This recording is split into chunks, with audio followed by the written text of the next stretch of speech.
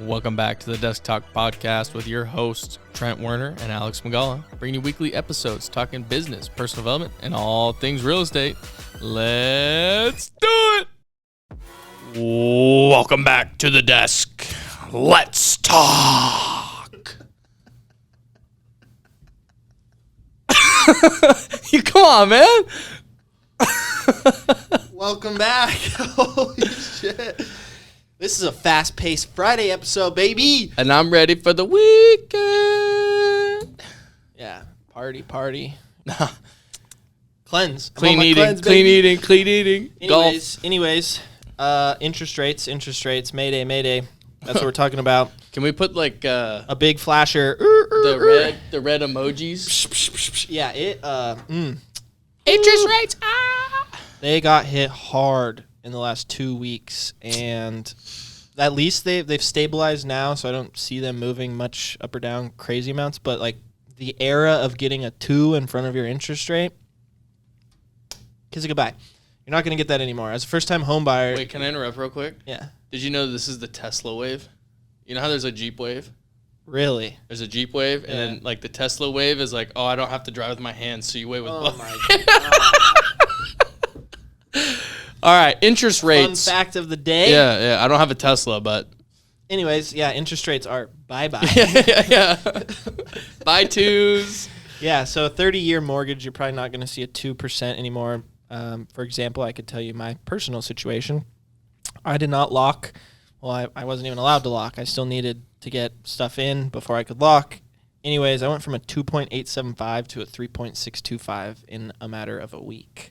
That stabilized, came down a little bit. I think I'm sitting at like a 3.49 right now as a first-time home buyer. So as a first-time home buyer out there, if you're thinking about buying and you're like, oh, I'm getting pre-qualified off of a 2, you might want to go back to your lender and ask them to update your pre-approval to see if you can even afford it, because you're probably not likely going to afford the same amount that you are. And that's just based off your interest rate. And that's why, how long ago were we telling people, this is the best time to take advantage of it. Don't forget, this is a once in a lifetime. It's a once in a lifetime opportunity. We're Literally never going to see 2s again in our life. And so it's just like, you missed the boat. You didn't take advantage of it. Now it's creeping up. And like $320 of just interest. That's the difference between a 2.875 and a 3.625 for me. Just interest per month that I get to pay. Month. So it's just like, it's kind of a dagger in the heart, but it's like, oh, you can't really complain to your parents and go and sob to them about it, because the first time they ever bought a house, They got like interest a 12. rates were like 16, 12. It's just like, we're in far better situation than when they bought houses. But you can also argue, well, when they bought their condo, at a 12%, it was only $49,000. You're not going to finance a $250,000 condo at 12, 14%. Yeah, it's just, It's not feasible. So like the prices have caused interest rates to have to be where they are. But that being said, you should still take advantage of a 3.125, maybe even a 3.5. It just depends where you're at, credit, your LTV. And big thing is where your property is at too. I didn't realize how much of that, but like my Nevada rates are a little bit better than my Oregon rates. My Arizona rates are a little bit better than my Nevada rates. California, bad. It's interesting that I like how you said that we talked about this is a great time. If you see a 2, go get it. Go buy a house. Go refinance. Whatever you got to do, get a 2 point whatever. I was talking to Kyle before this. My first rate that we bought in 2018, December 2018, was 5 1/8. 7-8 months later, it's down to 4 and some change. A year and a half later, now we're looking at low 4s, upper 3s. 2 years after that, which was last year, and 2020. Yeah, we're looking at low 3s, 2s. 2s. And now we're starting to see that low 3s come back, mid 3s. And honestly, the way that it's still a killer time. Like, don't get me wrong. Investment property right now, 3.875. Yeah. That's killer for an investment property. So as like investors out there, it's still prime time. It's just, it's slowly bleeding away from you. Like you're literally watching it and people are like, I'm trying to time the market. And they've got their like watch, like I'm trying to time it. It's like, you're literally just watching water leak out this like small, tiny leak, and the dam's about to break and it's gonna go back up. What was that stat that we we researched or we calculated it was like every eighth of a point increase, your buying power decreases by like 10 grand. Oh, it was like 20 something grand. Yeah. Yeah. It was 20 grand by an eighth. Yeah. Not even like they almost jumped a full point in a week. Yeah. Not an eighth, a full point. So that would be like $80,000 or 160 depending between. It's big like time. I mean, you're talking as a first time home buyer with a 2.625 or 2.875. Like, for example, I qualified for $470,000. At a 3.625, I now qualified for $410,000. So I lost $60K on my purchase price ability just from a rate. And that was based on purchase price ability. That's not a word, by the way. That was about 3/4 of a point, or yeah. I mean, I'm just shy from 2.875 to 3.625. I'm an eighth shy of a point. So 7/8 of a point, and your purchase price went down by 60. Or your 60K. Your affordability went down by 60K. So a little less than 10K per eighth. But still, I mean, that's a lot.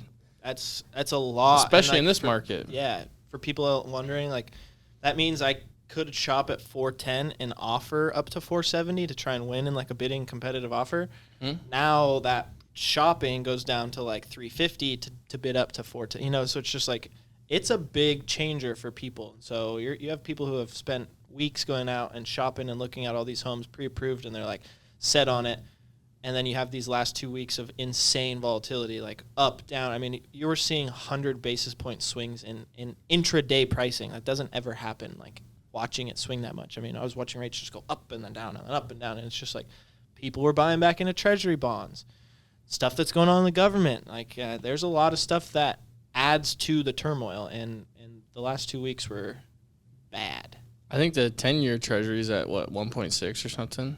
Yeah, I've not. People started buying mad into the treasury bonds, and that's what mortgage-backed securities rates are based off of, is literally the treasury bonds. So that's when people like call me and they're like, "Oh, CNN posted an article saying that rates are going back down," and it's like it's an advertisement. Some mortgage company paid for them to write that article and put them kind of like there and saying rates are going down. Rates aren't going down. I mean, I got that question so much. It was like in the week where like rates are literally going up. People are like, I'm reading online, it's saying they're going down. It's just like, dude, click on the article, click on like right here, and it literally says, this is used as an advertisement. Please contact this lender for updated like rates. And it's just like, it's kind of scummy and scammy, but it goes into this industry. But yeah, it's hard. False information is bad. Rates did not go down. So for those of you who don't know, the 10-year treasury bond, when that goes up, interest rates tend to follow. Goes up with it. If those go down, interest rates are going to go down. So if you ever have questions about it, first talk to your local professional. Second, take a look at the 10-year treasury and see what they're doing, and then you could probably gauge what interest rates are going to be doing off of that. Just a quick scan, You could know rates better than some people do if you study those small things. Mm-hmm. They're very small, but that's what they're based off of. They're not based off of, I mean, for example, right when COVID hit, and it was like announced that interest rates were being cut to zero, slashed to zero. We're going to see negative interest rates. I got so many damn phone calls about that, and it's like, no, interest rates aren't zero. That's bank to bank. It's Fed, like lending to lending. That's not me lending to you. There will never be a negative interest rate in the United States. Granted, in other countries they're promoting people to come and buy a house, but not here. You'll never see that. So no, interest rates are not 0%. You're not getting free money. Yeah, or paid to get a loan. Paid to get a loan. No, it's not happening here. So it's just like there's also times to kind of understand and be realistic with yourself. Like kind of don't have that expectation. I mean, some people can be way out there and assume those things, but other people are like more level-headed and they're like, oh, no, I don't ever expect it to get below 2.5. I mean, well, and you don't need it to. We've talked about it before. You can't get wrapped up on your interest rate when you have a bigger plan involved, at hand. Yes, your interest rate is going to play a part in it, but it can't be the deciding factor whether or not you go out and buy a house. It's not the be-all, end-all. No, buying a house is a good financial investment. Your rate is a piece to that. If you can't deal with the monthly payment because of the higher rate, buy less of a house. Drop your purchase price. There's ways around it. Your rate should not be the deciding factor. Correct. It is important to know, and it is important to gauge and use that information. But if you're thinking, oh, I want to buy a house versus I don't want to buy a house, and the only reason I want to buy a house is to get a 2.7 interest rate, you're not thinking about it correctly. You should be wanting to buy a house and figuring out what kind of house you can buy depending on the interest rate. Yeah, it should be. The interest rate is just up here in the left corner, and it's just a solution to the pie. It should be you're looking at, okay, your purchase price and what's my payment? Because, like, that's your interest rate doesn't matter. Literally what Trent said. They bought in 2018 at 5 1/8, and now 2020, like, it's in the 2. So it doesn't matter. That payment, they're comfortable with the payment. They could turn around, refinance, and now have a way cheaper payment. And they played the game. You joined the game. So it's not a matter of, oh, my rate's 2.8 or my rate's 3.625. It's like you could literally go out and take a 5% rate and get all your closing costs paid for and your payment's comfortable. You're fine making that payment. Turn around a year later, we could see interest rates fall. Go back down to 3%. You refinance. Now you're good. Now your payment's good. It's just like you got to play the game. Or they go up to 8 and you're like, oh, wow. I'm killing it. I got a 3.5. Cool. Yeah, it's just like play the game.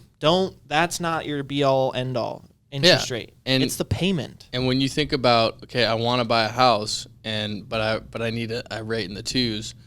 Where is that money that you're gonna go throw in the garbage can for the next year renting? When are you gonna get that back?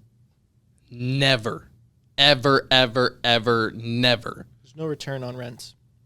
If you have a rate, you have to pay interest on the loan. Oh my gosh, no! Wow. Home values are going to go up. You're paying money into your home every single month. You're going to see it again. It's a forced savings account. Yeah. Just look at it that way. Just don't be dumb. Just who cares about your rate? You're not dumb, but don't be dumb. That's what I'm saying. Okay, now let's talk about your current situation. I know you got hammered by the rate. Yeah, what happened? I got hammered by the rate, but it didn't matter. That's the thing. Like I said, my payment went from about $1,900 to $2,200 or whatever, $320, some change, something like that. But I was still comfortable at that payment because I knew long-term what I was going to do and who I was going to have in there. And, it's just like if you plan it out, it shouldn't be alarming. Mm-hmm. But if you don't really know and you're kind of just going with the flow and it's alarming. It's really alarming, which is like that's my job to kind of like help you understand as much as what's going on so you can understand, okay, this, that, here's the plan. Why are we looking at it this way? Why is this loan option better over here? Okay, 30 years from now, we want kids, we want this, rental. It's just like all this wraps into a big deciding factor of who gives a shit about your rate. Just go buy a house. Mm-hmm. And that's where I'm at. And so I was just like, whatever. It doesn't matter where I'm at with rate. I'm just going to buy a house, and I'm going to be happy with it because, I'm going to rent it long term. I'm going to have property. I'm finally owning something. It's just like it doesn't matter. It's more the long term of where I'm at and what I want. Anyways, back to that house. Yeah, I'm walking. Sorry. These boots are made for walking, and that's just what they'll do. You should ask Trent the first thing I texted him when I pulled up to the place today. I was running about 12 minutes late and received a text from Alex saying, did this place get worse from the last time we saw it? I think I was being super optimistic when I first saw that place and like getting it because I was like so pumped about it. Like, yes, first accepted offer.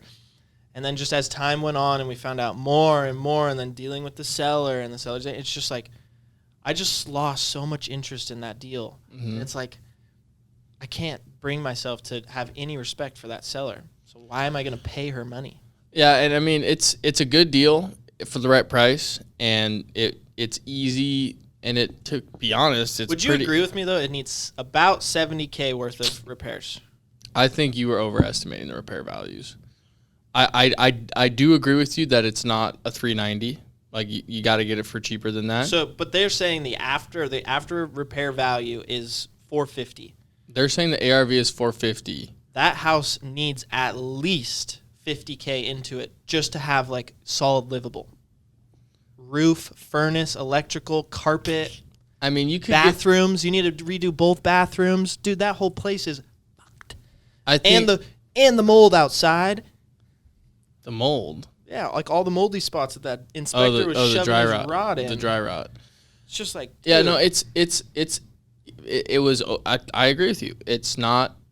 I don't think you should have paid what it was in contract for, knowing all of the issues that came up on the inspection.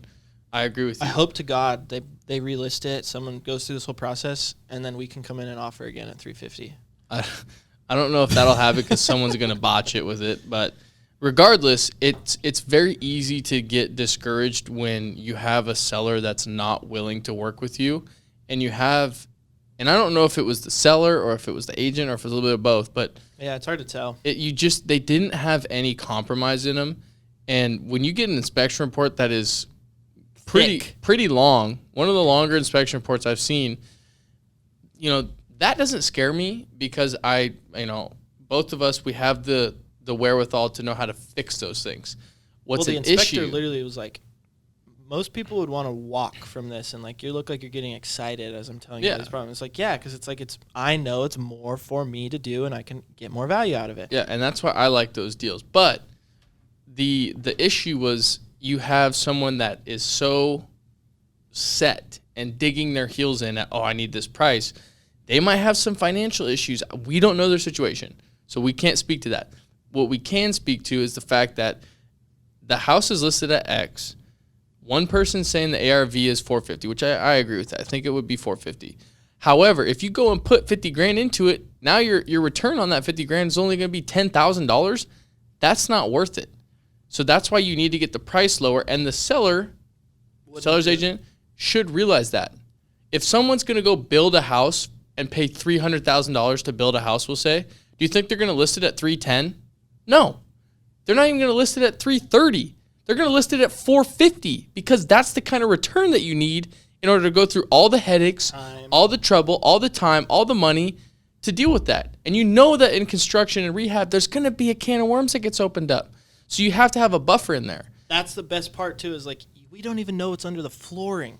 Yeah, and so it's just I understand, why you would walk, and I totally was behind it, and it's tough. It's tough because it's like I did want to do the work, and that's the thing is you can tell that this house, the owner, she has literally not cared for it in the 10, 15 years that she's owned it one bit. It was a rental, and it's probably been a rental for like 8 years that got just trashed. Just trashed, and it's just like to not care for it at all and then to turn around and expect like a top dollar value, it's just like scum of the earth in my eyes. I will way rather go give my money to someone else than her. Like chance. Like I said, they might have some financial issues in the back end. We don't know that. So yeah, they probably took out too many loans and were they overextend themselves. I hope they get foreclosed on in that house. I hope she gets screwed over. And this is I have a little anger to this this is deal. A prime example of how emotions can really affect real estate transactions. It is. But that's why I'm walking now and I'm able to say this stuff. But at the end of the day, you've already made your decision. Walk. Now you're done with it. You don't have to worry about it. Don't let it crap in your cornflakes. It doesn't affect me that much. I'm literally turning around and I'll go find like a nice rental, something. I'm gonna find something and quick. Mark my word. Because I got not much time. But that's the thing too, is why like emotion kind of got into it at the end, is because it's just like counting down the days. Like, okay, we keep delaying this. Like, when are we going to come to an agreement? Okay, no. It's like the loan. Like, we could have closed on the loan early. I mean, it's just like we tried and we bent over backwards and gave them everything. That didn't even light a fire. Like, hey, we'll close 8 days early and you'll get your money earlier. Nothing. That's what tells me it wasn't money. My conversation tells me that it was. I think it was. How?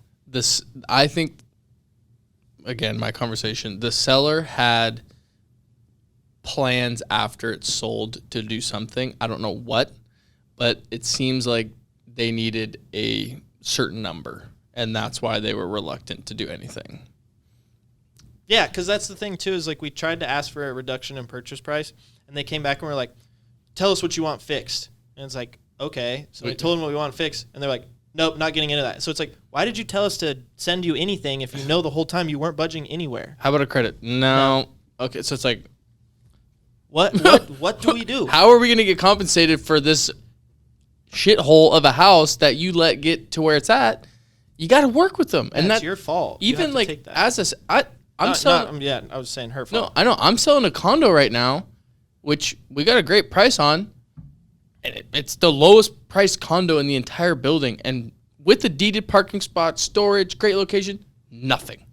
Other condos are going pending. I'm like, what do I have to do? I'm even willing to work with someone. I've lowered the price twice. I just installed new floors, new lights, new baseboards. Yeah, like, bending over someone backwards. come buy this from me. I will happily sell it to you. And it's updated. I just got done last weekend doing it. I'm willing to work with you. I'm not like the other person. That's the thing, yeah. Come make a deal with me. They're like, as a seller in this market too, like, they just think they have the total high ground, and it's just like, well, and now that expectation, as when he first had the meeting with her about selling her house, he should have been super upfront, like, yo, the only way we're going to get through this inspection, appraisal, everything is if you're ready to compromise. Like, you're going to have to come down. There's no chance we get 390. Like, yeah, we're asking for it. People are going to offer it, but there's no chance once they get that inspection report. And if you do move on with that, you're getting screwed in the long run. Like we were talking about in the elevator.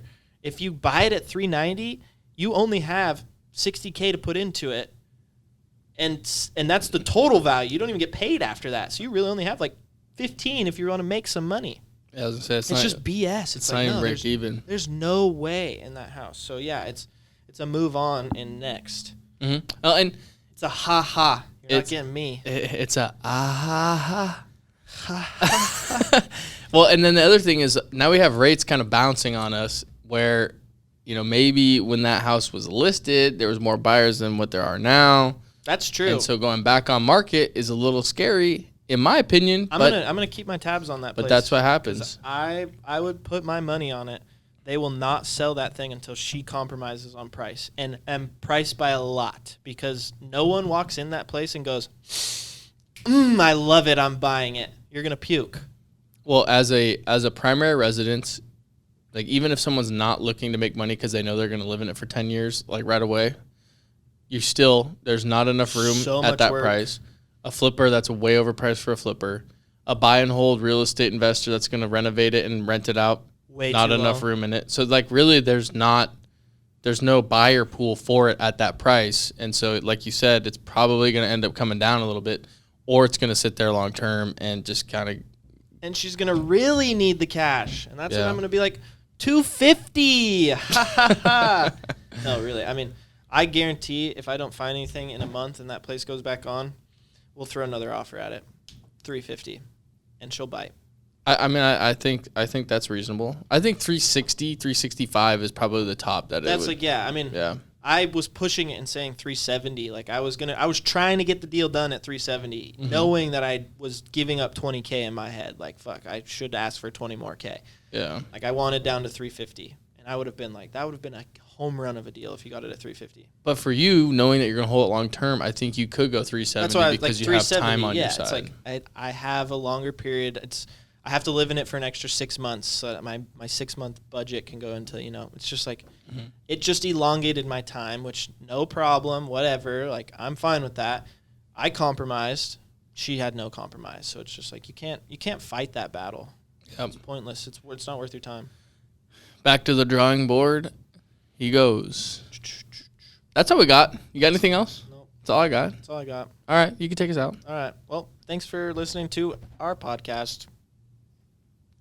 We're at the desk and we're done talking. I forgot. Bye. Tesla Wave. Tesla Wave. That's the end of today's episode. Thank you for tuning in. It truly means a lot to us. If you haven't already, please subscribe and share this with friends. This helps fuel the podcast and gets more and more guests on our show. Hey, go follow us on Instagram as well. Desk Talk Podcast. Go connect with Trent and I as well. We're on Instagram too, LinkedIn, you name it. Stay tuned for more episodes.